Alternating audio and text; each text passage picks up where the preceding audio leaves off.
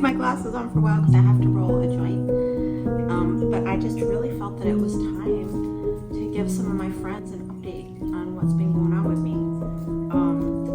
I exited Instagram, I don't know how long ago. Well, since I got a new phone a couple of months ago, I haven't even installed Instagram on my phone. I mean, it's there, but I haven't signed in. So that's been a couple of months. And before that, I wasn't really on it much. And for a long time, I didn't even have it on my phone. So like a lot of you, part of my digging deep into myself has involved stepping completely away from social media. And I'm sure, I know many of my friends watching this right now relate to that, and I'm sure there's other people who are going to find this video, at least I hope there are, who can also relate to that. So I may lose my voice while I'm recording this video. This is something that has started happening in the last week. It was kind of happening before that, but because I just stopped talking when it happens, because Jared's not really a talker and I spend most of my day doing work in isolation while he's writing his book, so I just haven't been talking very much. And then since I had my first chiropractic adjustment in quite some time and everything started to release, I was talking with Jared about the things I was experiencing that were apparently MS symptoms. And as I'm talking to him, I start losing my voice. And it happens kind of gradually, and the throat gets really phlegmy, and then all of a sudden my voice is just gone. And the strange thing was that I had read in a magazine, I had read about other people having this symptom. And I would never have thought of this being an MS symptom, and I've looked back at other times in my life where that has happened. So really the last week and a half has been incredibly eye-opening.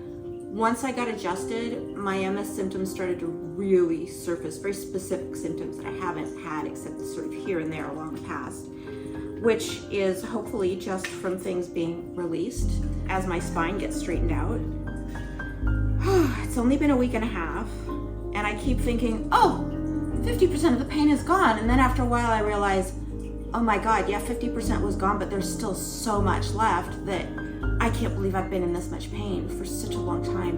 And I have to share this story because at least one of my friends has been to a doctor who refuses to diagnose her with MS because they haven't been able to find visible lesions. Well, that doesn't necessarily mean you don't have MS. There's actually other ways that they look at it now because there's been so many women who actually, it turns out, do have MS. So here's my thing. I've had this my whole life. There's symptoms that I've had since I was a small child that are apparently MS. There's symptoms my youngest daughter has had since she was a small child that are apparently MS, and that has me really concerned because any kind of childhood trauma or childhood abuse in your early childhood really raises your chances for MS. I don't want to use the wrong word.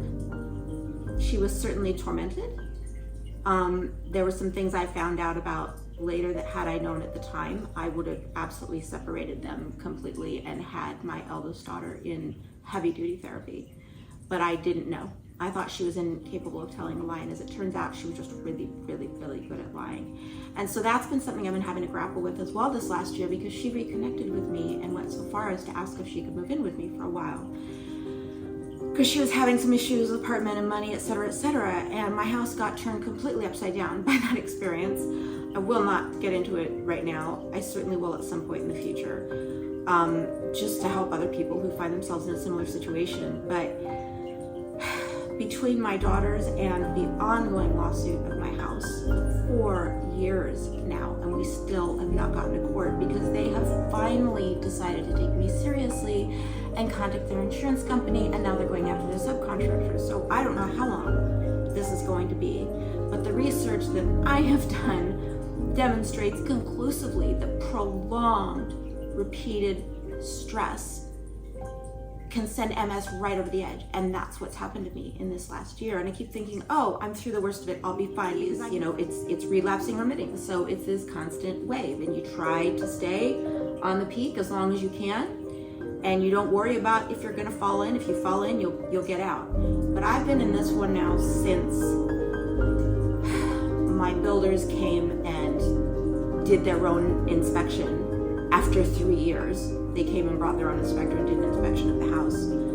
And so I had to have them in the house, and I needed to be present for questions. So I had to actually be here in the house with them. And I was really proud of myself because although I had a broken toe, that my other knee went out, I really thought I handled it really well. In the moment, it was fine. I was smiling, doing all my things, stayed in my little room downstairs, did my writing, did my reading, did my meditating. But very shortly after, I took a turn for the worse. And I went so far as to really just literally not be able to walk. Except, you know, you get up and you pee and make your way back to the couch. I could go up and down the stairs, but it was excruciating. If I didn't have Jared here to take care of me, I don't know what I would have done. He's been an absolute gift from the heavens. The last little 10-minute video was after the first day I'd been to the chiropractor. And that was, let's see, Wednesday. Thursday, Friday, I went in again and walked. I was doing great. I woke up Saturday morning with a completely inflamed nerve and the most excruciating pain. And I was in tears. I was sobbing. I was like, just kill me now. Just, why can't I just die? I don't want to keep going through this. And that turned into a present moment movement, serious unwinding. I'll create a link to the video that tells you what unwinding is because this guy does a great job at describing it. And then I have some other friends who've discovered this intuitively and do this on their own. And so if you've done that, please comment below and tell me, because that's how it happened to me. I just do what my body wants, and then later I'm like, oh, that was rolfing, oh, that was unwinding, oh, that was Reiki, oh, that was... So my present moment movement definitely requires exposure to a lot of different things, just so your body gets used to moving in different ways, but then you have to give it permission to move. So I spent every day, all day that day, and then every day since, just moving and stretching out the fascia in my entire body and let my body tell me what part it was working on. And I felt it go into the joints, in between the joints. I could visualize it and I could feel the energy moving. Today I have energy moving here. Jared released a piece of fascia that was coming across here up my neck, and it was pulling on my rib cage down here and triggering this nerve up into my face that becomes so inflamed. So my diet has gotten even cleaner than it was. I will do an entire video on my diet. I want this one to be short, so I'm not going to go into detail.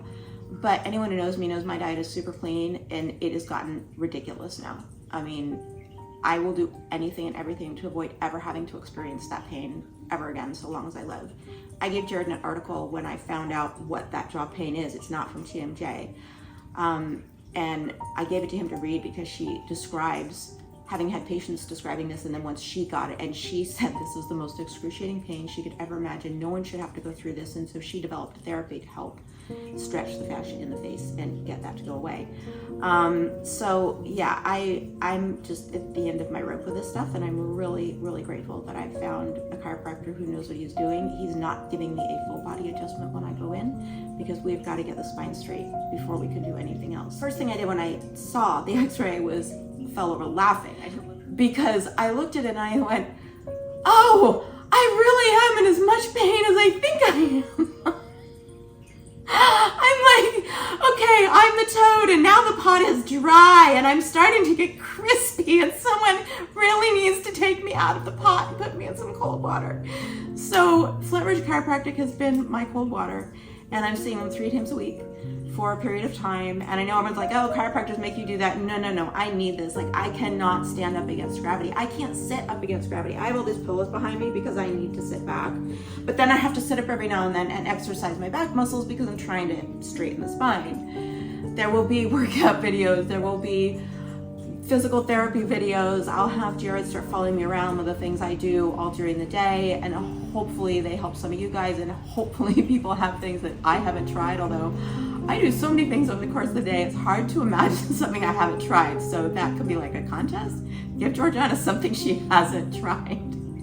Please, I will be so happy if I'm wrong and like everyone has something, just comment. Let's see, so that's kind of the MS and chiropractic update.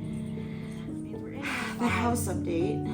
I've lived in this home for 4 years, and I can literally track every time there's been a turn for the worse with these guys just completely ignoring me. At one point, I just had to completely switch attorneys. I'd already spent $50,000 on this one attorney at that point.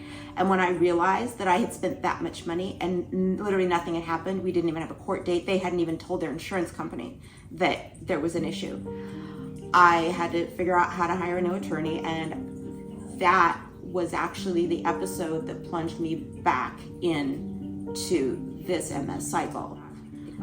When that happened, I went from being able to do yoga, back walkovers. I was completely rid of any discomfort in my fascia. I have so much video of me dancing, singing my lungs out. I was running up the hills. I was starting to have weights in my hands on my hikes again. I was doing a yoga class, a bar class, and a big hike practically every day. It was crazy. And I felt amazing. And then that happened, and Jared met me a couple of weeks later, and he can tell y'all what a mess I was. I mean, that started the downhill trajectory, and that was over 2 years ago. So I'm going back into my journal, back into my video files, back into all the documenting that I do in my planner and everywhere of my life and my mood and my energy and my health and my diet. And I'm going to track how that followed episodes with this house. So this house has major structural issues that the builders deny, even though they've seen it for themselves with their own eyes. All my money is in this house. This house is my nest egg.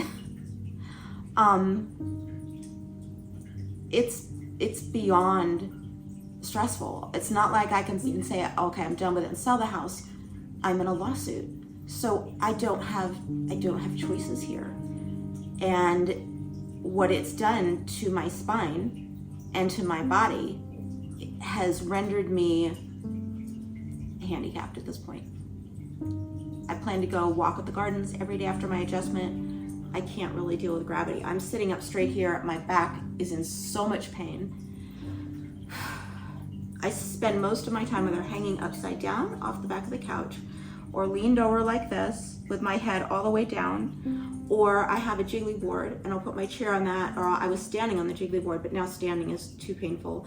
As the fascia releases, that's kind of what was holding the body up. So as the fascia releases, I've got to build new fresh fascia. I have to use my muscles to pull everything up and stay like this when I am vertical. But I'm exhausted because my body's trying to repair the fascia, repair the nerves, deal with this ongoing stress of this house. Maybe I'm gonna have to blog about the details because I really can't talk about it. So I need to make a video about what's going on with my house, and I'm not sure how I'm gonna do it yet because it's so triggering. I don't feel like I can talk about it on camera. So it's interesting for me when I watch these videos afterwards and I go, wow, yeah, look at the body language, look at the body language, look at the body language. I do present moment movement where I videotape it sometimes, and I'll watch it and I'll be timing it. And I'll see things happen 7 minutes and I switch to this, 11 minutes and I switch to this. So filming myself has actually become a really interesting tool. It's helped me kind of measure how many things that seem spiritual actually are, because if you don't have a watch in your hand or anywhere in the room and things are happening at these regular intervals of spiritual numbers, that's not a coincidence. So that's been really fun, and it's encouraged me to continue. Update! This is Doug. Jared found Doug for me to replace Ginge. So I really do need another service dog. I really do. There's clearly something she was giving me that I don't get from a stuffed animal, but Jared's love is in this. So this is Doug, and she does spins and flips and all kinds of tricks, and she's wearing this little jacket that belonged to Jim. She's rather stout, this little Doug, aren't you, darling? And she holds my eyeglasses cleaner for me, so I can just pull this out and clean my glasses. So she's very helpful as well. How long is it now? 15 minutes? Okay, so I'm gonna stop it here. But yeah, happy